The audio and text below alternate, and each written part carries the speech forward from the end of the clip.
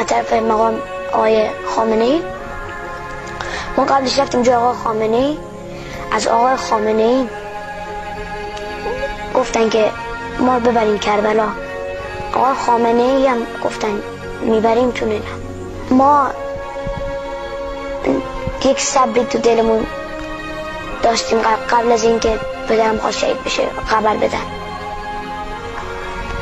من اون صبر رو نمیدونستم. وقتی که رفتم کربلا اون تل زینبیه رو دیدم و دیدم زینب چقدر سر داشته پیش ماموزه.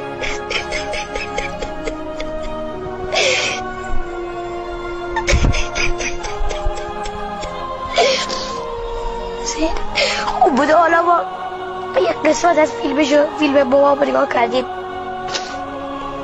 دیدیم که هنوز بابام ندیدیم شهید شده، ولی حضرت زینب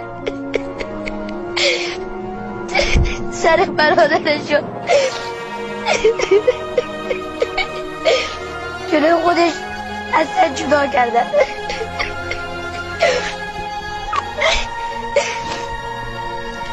عجب صبری داشته این حضرت زینب.